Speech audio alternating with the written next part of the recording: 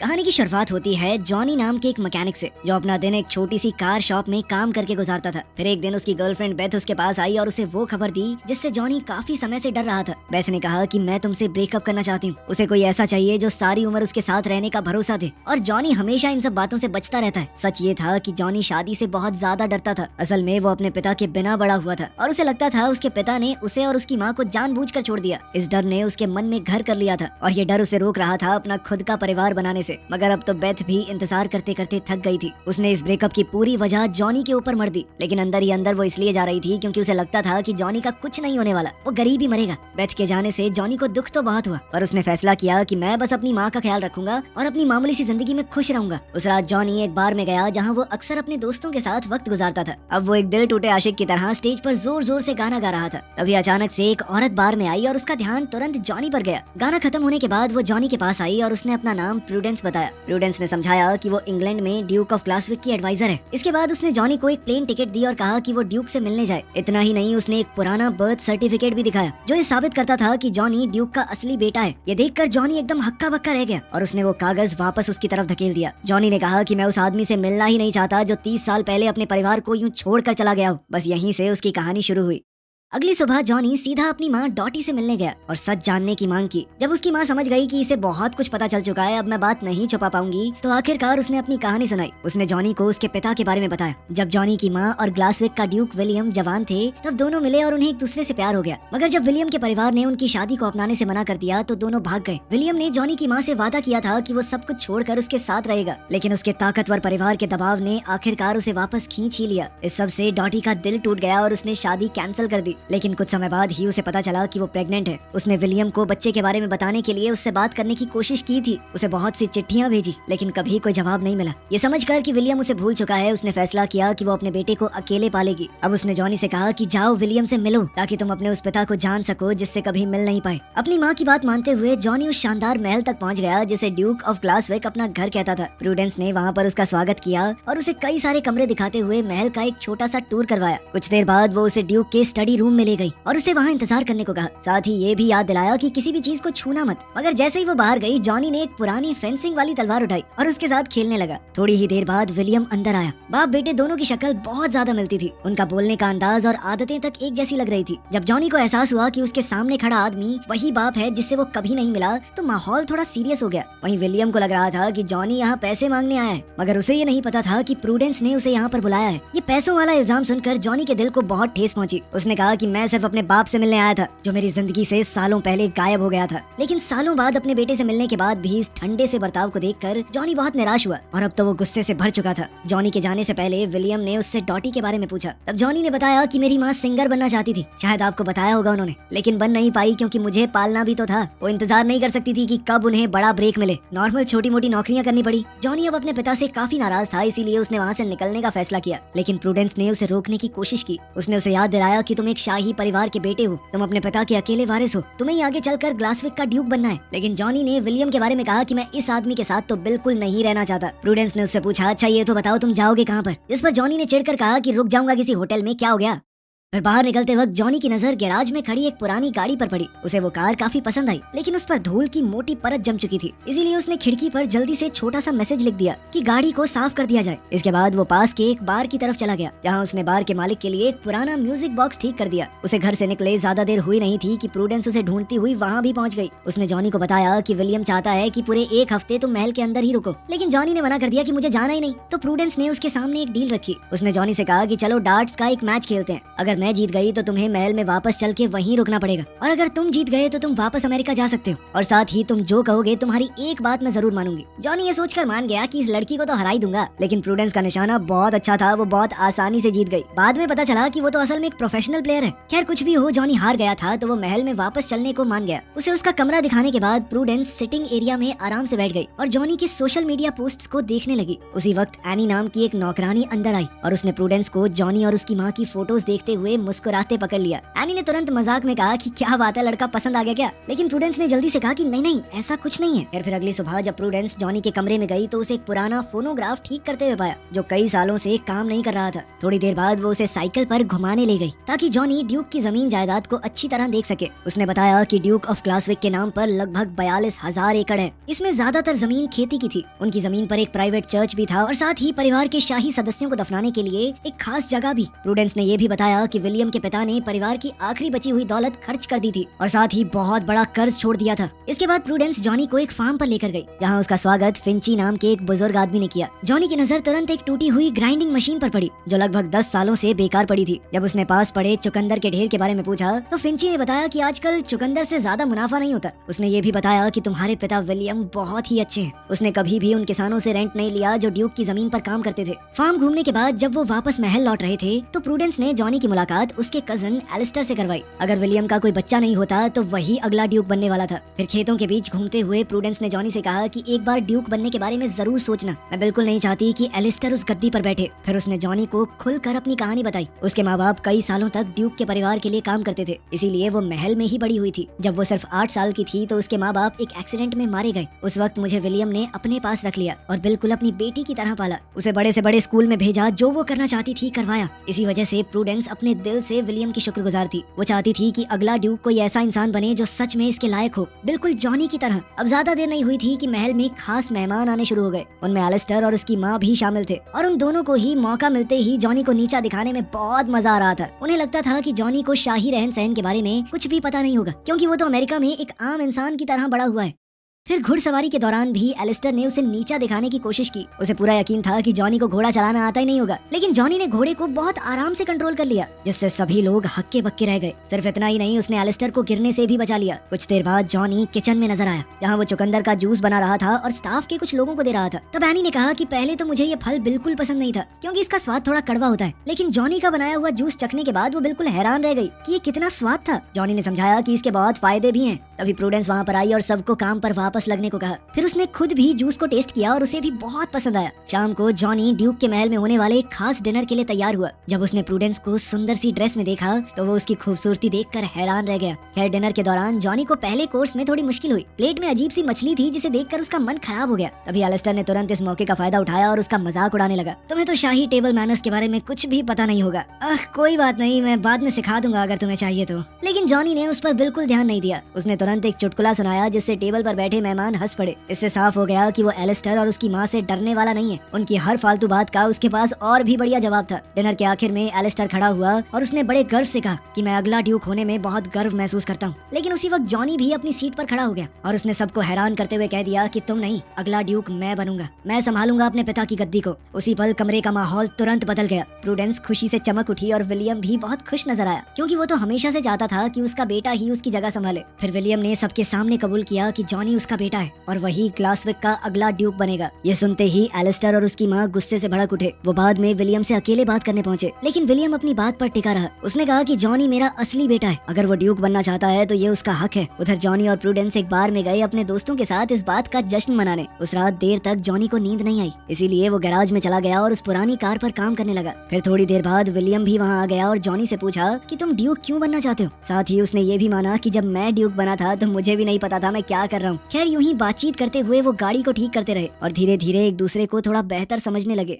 फिर अगले दिन प्रूडेंस ने जॉनी को डांस सिखाना शुरू किया। वो एक आने वाले फंक्शन की तैयारी कर रहे थे। उस मौके पर इंग्लैंड के कई शाही परिवारों के लोग वहाँ आने वाले थे। प्रूडेंस चाहती थी कि जॉनी उनके सामने बिल्कुल भी कम न लगे। डांस लेसन के दौरान अचानक से एनी वहाँ आ गई और उसने जॉनी और प्रूडेंस का शुक्रिया अदा किया क्योंकि उन्होंने उसके बॉयफ्रेंड को भी फंक्शन में आने का न्योता दिया था। जल्द ही प्रूडेंस को पता चला कि जॉनी ने फिंची और उन किसानों को भी न्योता दिया था जो सालों से इस जमीन पर काम कर रहे हैं। ये सब सुनकर प्रूडेंस थोड़ी इमोशनल हो गई, खास करके इस बात को देखकर कि जॉनी को यहाँ आए कितना ही वक्त हुआ है, फिर भी उसे यहाँ पर काम करने वाले सभी लोगों का ख्याल है। अब जल्द ही उनकी प्रैक्टिस के दौरान माहौल थोड़ा रोमांटिक हो गया। जॉनी और प्रूडेंस एक दूसरे के काफी करीब आ गए और ऐसा लग रहा था मानो दोनों एक दूसरे को बस चूमने ही वाले हैं। लेकिन तभी एनी और कुछ स्टाफ मेंबर्स ने उन्हें देख लिया और दोनों वहीं रुक गए। खैर, फिर जॉनी दोबारा से गैराज में उस पुरानी कार पर काम करने चला गया और विलियम भी उसकी मदद करने लगा। बाद में जब वो इंजन को थोड़ा सेट कर रहे थे तब विलियम ने अपने बीते हुए कल के बारे में खुलकर बात की। उसने बताया कि मुझे कभी भी तुम्हारी माँ के खत मिले ही नहीं और मुझे बिल्कुल भी पता नहीं था कि मेरा एक बेटा भी है। उसने ये भी बताया बताया कि मैंने तुम्हारी माँ को कई बार खत लिखे थे लेकिन कभी कोई जवाब नहीं मिला।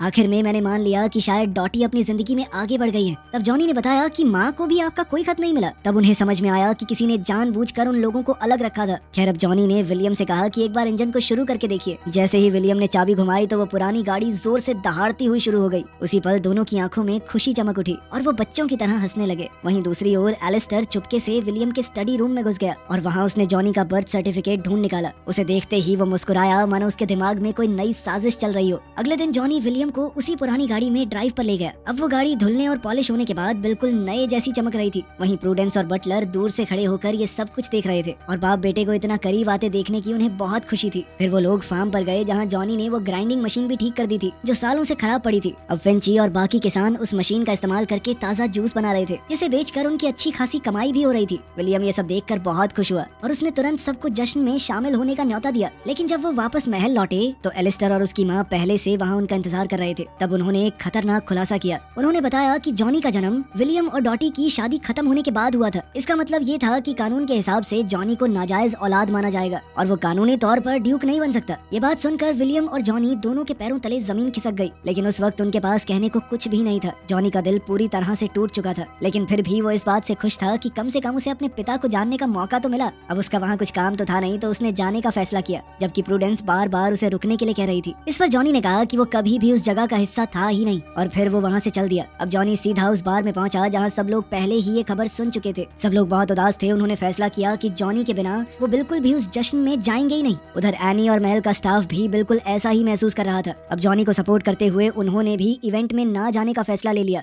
उधर अपने ऑफिस में प्रूडेंस दोबारा से जॉनी का बर्थ सर्टिफिकेट देख रही थी। तभी उसकी नजर एक खास डिटेल पर पड़ी। जैसे ही उसे समझ आया कि इसका मतलब क्या है वो तुरंत जॉनी को ढूंढने के लिए भाग पड़ी और उससे कहा कि रुक जाओ। उसने जॉनी से कहा कि डांस में जरूर आना, बस मेरी खातिर। फिर इवेंट शुरू होने से पहले विलियम ने मेहमानों का स्वागत किया लेकिन तभी वो एकदम हैरान रह गया जब उसे डॉटी वहाँ पर आती हुई नजर आई। उसकी खुशी छुपाए नहीं छुप रही थी और वो तुरंत उसे अंदर ले गया ताकि सबसे मिलवा सके। फिर थोड़ी देर बाद जॉनी भी प्रूडेंस और अपने दोस्तों के साथ डांस में आ गया। इधर एलिस्टर और उसकी माँ ये सब देखकर बुरी तरह चिढ़ रहे थे क्योंकि ये सब उन्हें बिल्कुल पसंद नहीं आ रहा था। उनके हिसाब से मामूली लोग शाही जश्न में क्या कर रहे हैं, क्या काम है इनका यहाँ पे। इसी भीड़ में जॉनी ने अचानक से अपनी माँ को देखा। वो पूरी तरह चौंक गया क्योंकि उसे तो पता भी नहीं था उसकी माँ यहाँ आने वाली है। तभी डॉटी ने उसे गले लगा लिया और बताया कि विलियम ने उसे पहले ही प्लेन टिकट भेज दी थी और साथ ही इस मौके पर यहाँ आने के लिए इन्वाइट भी किया था। फिर विलियम सभी मेहमानों के सामने आगे बढ़ा और सालों से दिल में दबाए हुए अपने जज्बात खुलकर कह दिए। उसने बताया कि सिर्फ एक हफ्ते में मेरी जिंदगी पूरी तरह बदल गई है। उसके बेटे की वजह से उसकी पुरानी यादें ताजा हो गई और अब उसे लगता है कि शायद वो अपनी जिंदगी को दोबारा पा सकता है जिसे उसने सालों पहले खो दिया था। फिर उसने सबके सामने ऐलान किया कि जॉनी उसका अगला वारिस होगा। ये सुनते ही एलिस्टर तुरंत कूद पड़ा और इस फैसले का विरोध करने लगा। उसने जोर देकर कहा कि जॉनी नाजायज औलाद है, वो नहीं बन सकता ड्यूक। तभी अचानक प्रूडेंस बीच में आ गई और सच्चाई का खुलासा किया। उसने बताया कि शादी को रद्द करने वाले कागजों पर जो विलियम के दस्तखत हैं वो नकली हैं। ये बात बहुत आसानी से साबित की जा सकती है जब उस सिग्नेचर को विलियम की असली हैंडराइटिंग से कंपेयर किया जाए। विलियम अपने बाएं हाथ से लिखता है और उसका साइन करने का तरीका इतना अलग है कि किसी के लिए भी नकल कर पाना बहुत मुश्किल है। ये सब सुनकर एलिस्टर बिल्कुल घबरा गया और ऐसे ही कुछ भी बड़बड़ाने लगा कि तो क्या हो गया, साइन तो हो रखा है ना। लेकिन विलियम ने तुरंत भारी आवाज में कहा कि यहाँ से निकल जाओ। फिर कुछ पल बाद जॉनी आगे बढ़ा और अपने पिता को जोर से गले लगा लिया।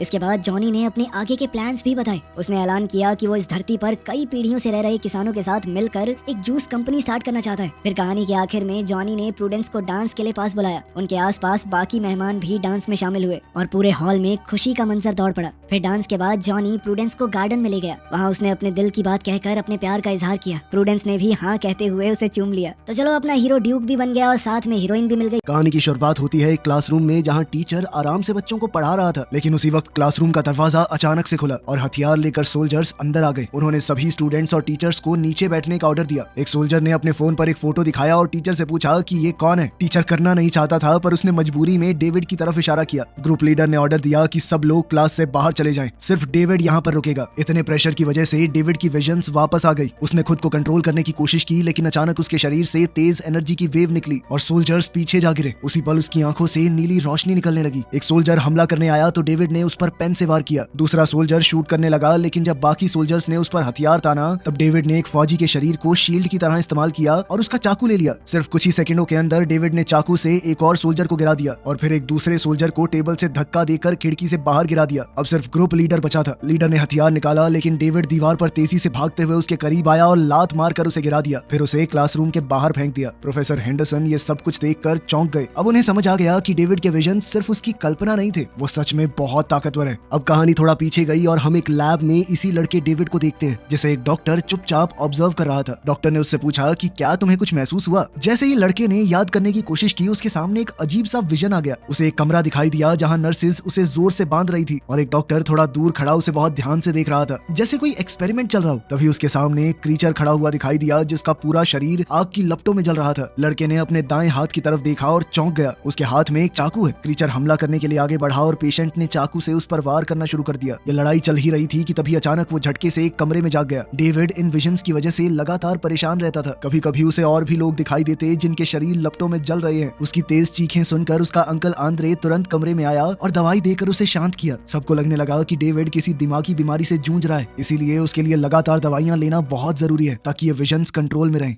इसके बाद डेविड स्कूल के लिए तैयार हुआ। स्कूल पहुंचते ही उसकी बेस्ट फ्रेंड मे उससे मिली। उसने डेविड को जल्दी से क्लासरूम में आने को कहा क्योंकि वो दोनों लेट होने वाले थे। क्लास के अंदर professor Henderson human development theory पढ़ा रहे थे। उन्होंने बताया कि एक इंसान बचपन से बड़े होने तक अलग अलग स्टेजेस से गुजरता है। हर एक स्टेज की अपनी इंपॉर्टेंस है। जब प्रोफेसर समझा रहे थे तब उन्होंने देखा कि डेविड खिड़की से बाहर देख रहा है। क्लास में बिल्कुल ध्यान नहीं है उसका। प्रोफेसर ने उसे खड़ा करके कहा कि डेविड जल्दी से बताओ क्लास में क्या चल रहा है। डेविड थोड़ा नर्वस हुआ, लेकिन उसने बिल्कुल सही जवाब दिया और प्रोफेसर भी उसका जवाब सुनकर इंप्रेस हो गया। इसके बाद सोल्जर्स की एंट्री हुई और हम वहीं पहुंच गए जहां से शुरुआत हुई थी। डेविड उन सबको हराने के बाद तुरंत वहां से भाग गया। कुछ ही मिनटों बाद वहां और एजेंट्स आए, जिनका लीडर कॉलिंस है। कॉलिंस ने क्लास टीचर से बात की और कहा कि ये भागा हुआ लड़का बहुत खतरनाक है, उसे रोकना जरूरी है। टीचर ने बताया कि डेविड शहर में किसी फ्लैट के अंदर अपने अंकल आंद्रे के साथ रहता है। ये इन्फॉर्मेशन मिलते ही कॉलिंस सिक्योरिटी हेड यिन के पास गया और रिपोर्ट दी कि लड़का मिल गया है। यिन ने तुरंत ऑर्डर दिया कि किसी भी हाल में उसे पकड़ना है। उसी वक्त मिस्टर शीरो इन्वेस्टर्स को अपने नए एनर्जी प्रोजेक्ट के बारे में बता रहा था। तभी उसका सेक्रेटरी उसे साइड पर ले गया और चुपचाप कहा कि लड़का मिल गया है। ये एनर्जी प्रोजेक्ट असल में डेविड पर हुए एक्सपेरिमेंट से जुड़ा हुआ था। शीरो ने सेक्रेटरी से कहा कि यिन को ये मामला संभालने दो, लेकिन उस पर नजर रखो ताकि प्रोजेक्ट की इंफॉर्मेशन मीडिया में लीक ना हो जाए।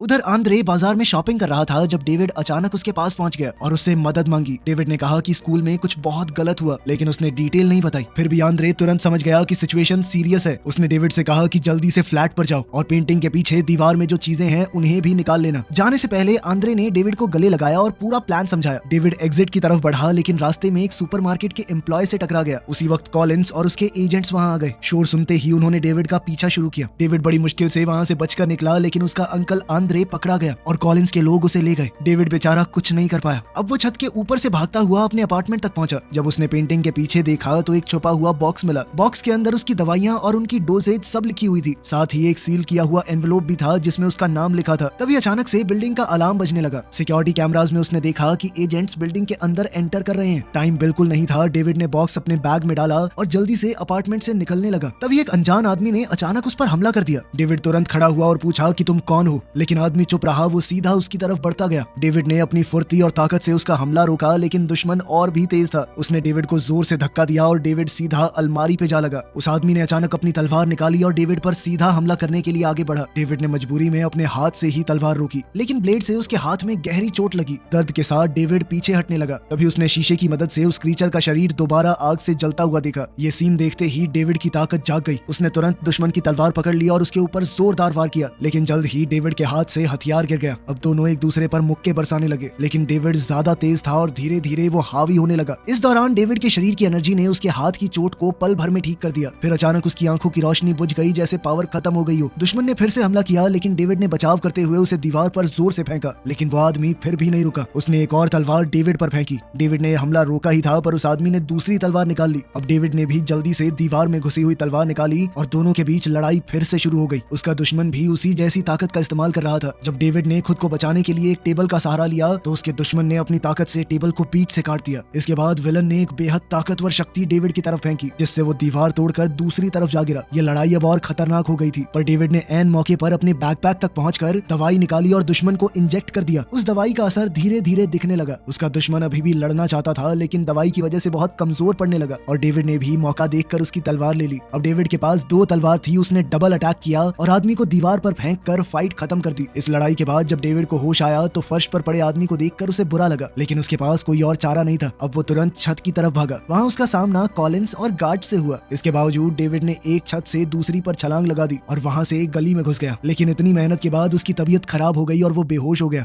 उधर कॉलिंस और उसकी टीम तबाह किए गए अपार्टमेंट की इन्वेस्टिगेशन कर रहे थे। छानबीन के दौरान उन्हें एक फोटो फ्रेम मिला जिसमें मे की फोटो थी। कॉलिंस ने फैसला किया कि अब वो मे को ढूंढेगा। कुछ देर बाद डेविड दोबारा से होश में आया। उसने फिर से भागना शुरू किया और फिर थोड़ी दूर जाकर वो एनवेलोप चेक किया जो उसे मिला था। एनवेलोप के अंदर एक स्क्रीन वाला डिवाइस है। जैसे ही उसने उसे टच किया एक रिकॉर्डिंग चालू हो गई। उस रिकॉर्डिंग के अंदर डॉक्टर चेन नाम के साइंटिस्ट ने बताया था कि डेविड और कुछ दूसरे बच्चों पर एक्सपेरिमेंट्स किए गए थे। ये एक्सपेरिमेंट इंसानी प्रजाति को एकदम परफेक्ट बनाने के लिए था। इन बच्चों को एक दूसरे डायमेंशन की ताकत के साथ कॉन्टैक्ट मिलाया गया। ज्यादातर बच्चे जिंदा नहीं बचे, जो थोड़े बहुत बचे थे उन्हीं में से डेविड एक था। डॉक्टर चेन ने बताया कि डेविड का ख्याल उसने और उसके पार्टनर डॉक्टर जेंकिंस ने रखा था। रिकॉर्डिंग सुनने के बाद डेविड कंफ्यूज हो गया। उसके पास मदद मांगने के लिए कोई नहीं था, इसीलिए वो मे के घर गया। वहाँ उसने मे को पार्क की तरफ जाते हुए देखा। डेविड चुपचाप उसका पीछा करने लगा। जैसे ही मे ने डेविड को देखा वो खुश हो गई और उसकी तरफ भागी, लेकिन अचानक से उसने डेविड के पीछे एक हथियारबंद आदमी को देखा जो गोली चलाने ही वाला था। मे ने डेविड को आगाह करने की कोशिश की। डेविड पीछे मुड़कर देखने ही वाला था, तभी एक अनजान आदमी बीच में आ गया, लेकिन उस गुंडे ने बिना सोचे उस आदमी को भी शूट कर दिया और डेविड पर भी गोलियां चलाई। डेविड तुरंत पेड़ों के बीच में छुप गया। वो गुंडा रास्ते में आने वाले सिविलियंस को भी मार रहा था, लेकिन इसी अफरा तफरी का फायदा उठाकर डेविड और मे वहां से भाग गए। ये एरिया पहले ही एजेंट कॉलिंस की टीम ने घेरा हुआ था। एक एजेंट ने उन्हें ब्रिज के नीचे क्रॉस करते हुए देख लिया। उसने रस्सी की मदद से छलांग लगाई और उनका पीछा करने लगा। जंगल की तरफ तेजी से भागते हुए मे गिर गई। तब डेविड का सामना उस एजेंट से हुआ जो बॉक्सिंग ग्लव्स पहने हुए था। उस एजेंट के मुक्कों में खास ताकत थी। हर एक मुक्के से एक खास तरह की वेव निकल रही थी। डेविड उससे बचने की कोशिश कर रहा था, लेकिन एजेंट की ताकत से वो हक्का बक्का रह गया। जब डेविड खड़ा हुआ उसने देखा कि वो एजेंट दोबारा से जलते हुए क्रीचर में बदल गया। डेविड ने अपनी स्ट्रैटेजी बदली और मुक्कों की जगह लात मारने लगा, क्योंकि वो एजेंट मुक्केबाजी में तो एक्सपर्ट था, पर वो डेविड के इस नए लड़ने के स्टाइल को हैंडल नहीं कर पाया। डेविड ने उसे धक्का देकर नदी में गिरा दिया। फिर भी वो एजेंट वापस उठ गया। उस एजेंट ने डेविड को टेबल की तरफ फेंक दिया। अब वो डेविड को पकड़कर उसका गला दबाने लगा। तभी वहाँ दो और एजेंट्स आ गए। दोनों बंदूकों के साथ तैयार थे। डेविड ने तुरंत हमला किया और अपने दुश्मन के शरीर को एक ह्यूमन शील्ड की तरह इस्तेमाल किया ताकि वो गोलियों से बच सके। इस तरह उसका एक और दुश्मन खत्म हो गया। लेकिन अब डेविड के सामने दो एजेंट तैयार खड़े थे। एक लड़की जो कि किकिंग स्पेशलिस्ट है और दूसरा एजेंट जो लाठियों से लड़ता है। उन दोनों के हमले इतने तेज थे कि डेविड रिएक्ट तक नहीं कर पाया और आखिरकार बेहोश हो गया।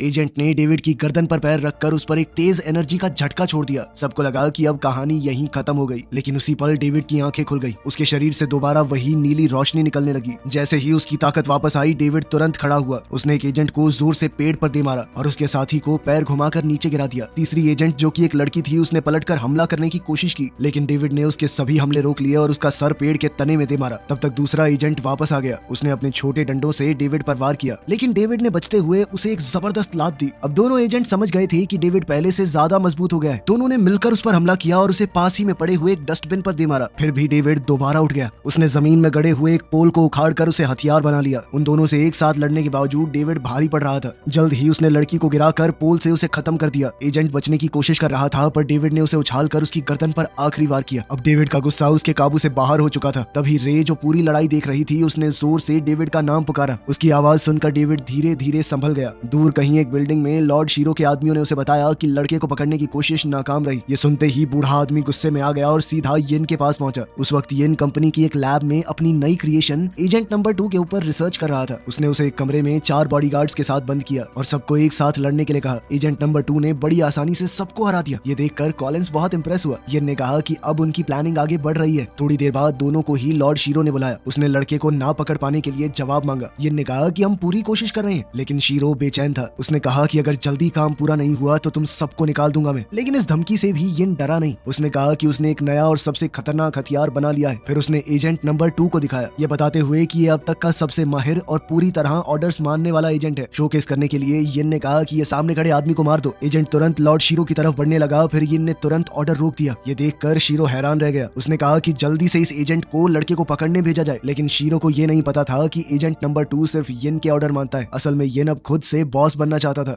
उधर डेविड और मे भागते भागते एक एग्जीबिशन के अंदर छुप गए। अंदर आते ही डेविड को फिर वही पुरानी विजन सताने लगी। उसने खुद को डॉक्टर चेन और डॉक्टर जेंकिंस की लैब में बाकी बच्चों के साथ देखा। डेविड घबरा गया, लेकिन मे ने उसे शांत किया और कहा कि सब ठीक हो जाएगा। डेविड ने उसे परेशानी में डालने के लिए माफी मांगी, लेकिन मे ने कहा कि वो आखिर तक उसके साथ रहेगी। तभी अचानक एक गोली चलने की आवाज आई। मे के सर में गोली लगी और वो जमीन पर गिर गई। ये देखकर डेविड पूरी तरह हिल गया। वो उसे संभालने की कोशिश करता रहा, लेकिन तब तक लॉर्ड शीरो के भेजे हुए सोल्जर्स पूरी जगह को घेर चुके थे और हर तरफ से गोलियां बरसने लगी। इसके बाद उन्होंने अंदर गैस बॉम्ब छोड़ दिया और बिल्डिंग के अंदर डेविड को ढूंढने लगे, लेकिन उन्हें ये नहीं पता था कि डेविड अभी जिंदा है। उसकी ताकत फिर से जाग गई और उसने सैनिकों को हराना शुरू कर दिया। लेकिन आखिरकार किसी ने पीछे से उसे बेहोशी का इंजेक्शन लगा दिया और डेविड जमीन पर गिरकर बेहोश हो गया। बेहोश होते ही उसके दिमाग में फिर से लैब वाली यादें लौट आई। थोड़ी देर बाद उसका शरीर दूसरी दुनिया की उस ताकत के टच में आया। उसने अपने सामने डॉक्टर जेंकिंस को देखा। डॉक्टर ने पूछा कि क्या तुम्हें अपना नाम याद है? डेविड ने जवाब दिया, हाँ डेविड। ये सुनकर डॉक्टर हैरान रह गए, क्योंकि लैब में मौजूद बाकी बच्चे अपनी पहचान याद नहीं रख पाए थे। फिर डेविड से और पूछताछ की गई। डेविड ने बताया कि मुझे प्यार का एहसास याद है और मैं उसे दोबारा महसूस करना चाहता हूँ। तभी उसने आवाजें सुननी शुरू की जो कह रही थी कि उसे सब कुछ भूल जाना चाहिए, क्योंकि उसका काम सिर्फ अपने टास्क को पूरा करना है। इस डरावने सपने के बाद डेविड की आंख खुली तो वो एक कुर्सी से बंधा हुआ था। उसके सामने उसका चाचा आंद्रे था, जिसका चेहरा घायल है। थोड़ी देर बाद येन वहाँ आया। उसने कहा कि वो आंद्रे को जानता है और उसे उसकी मदद चाहिए। उसने आंद्रे से प्रोजेक्ट मेजा के सीक्रेट मैसेजेस बताने को कहा। आंद्रे ने मना कर दिया। तब येन ने बंदूक उठाकर डेविड के सर पर तान दी। आंद्रे ने डेविड से कहा कि सब कुछ ठीक हो जाएगा, और फिर भी कुछ बताने से मना करता रहा। अब येन का सब्र टूट चुका था। उसने बंदूक आंद्रे पर तान दी। इससे डेविड घबरा गया और उसने कहा कि गोली मत चलाना, लेकिन येन समझ चुका था कि आंद्रे कुछ नहीं बताएगा, इसीलिए उसने गोली चला दी। फिर उसने अपने आदमियों से कहा कि डेड बॉडी को यहाँ से हटाओ और लड़के को भी खत्म कर दो, क्योंकि उसकी जरूरत नहीं है अब। तभी कुछ नर्स वहाँ आई। उन्होंने बिजली का झटका देने वाली मशीन को डेविड के दिमाग पर लगाया और उसके दिमाग में जोर जोर से झटके देने लगे। इन तेज झटकों की वजह से डेविड बेहोश हो गया। बेहोशी की हालत में वो अपने मन के गहरे हिस्से में पहुंच गया, जहाँ उसकी मुलाकात अपने दूसरे रूप से हुई। उस दूसरे रूप ने बताया कि वो डेविड के अंदर रहने वाली ताकत है, जो दूसरी दुनिया की एनर्जी के साथ कांटेक्ट में आने के बाद बनी है। उसने कहा कि अगर तुम चाहो तो मैं तुम्हें पूरी शक्ति दे सकता हूँ, तुम बदला ले सकते हो अपना। लेकिन डेविड ने मना किया। उसने कहा कि वो किसी को खत्म नहीं करना चाहता। तब उस दूसरे रूप ने उसे याद दिलाया कि जिन भी लोगों से तुम प्यार करते थे वो सब जा चुके हैं। अब आंद्रे और मे की याद आते ही डेविड का दिल बदल गया। उसने अपने अंदर की ताकत के साथ हाथ मिला लिया और दोनों मिलकर अगली लड़ाई के लिए तैयार हो गए। उसी समय नर्स ने बिजली का डिवाइस बंद कर दिया। उन्हें लगा कि इतने से लड़के की याददाश्त चली गई होगी। तब डॉक्टर ने डेविड से पूछा कि तुम्हारा नाम क्या है और साथ ही जिंदगी का अपना मकसद बताओ। डेविड ने धीरे से जवाब दिया कि उसका कोई नाम नहीं और अब उसका मकसद सिर्फ बदला लेना है। इतना बोलते ही उसके शरीर से पूरी ताकत से एनर्जी निकलने लगी। उसने अपनी हथकड़ी तोड़ दी और कमरे में मौजूद डॉक्टर और नर्स पर हमला कर दिया।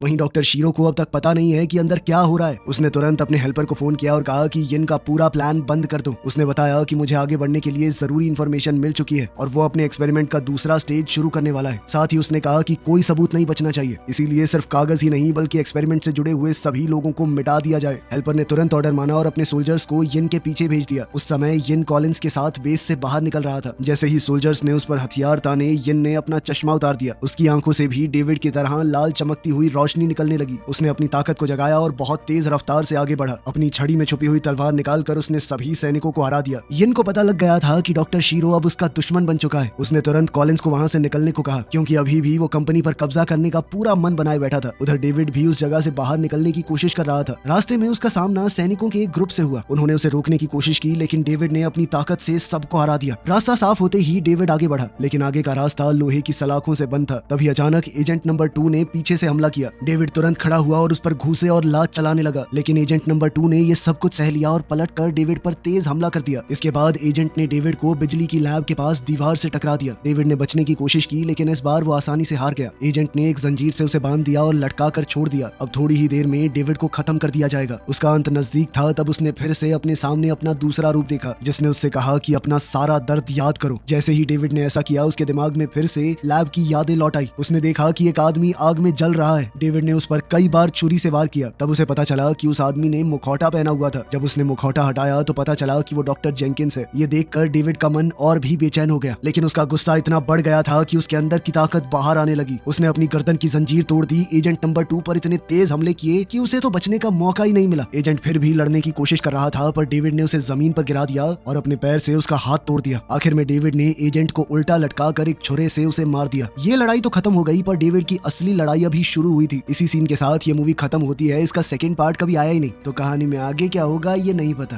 Thanks for watching. मिलते हैं अगली वीडियो में।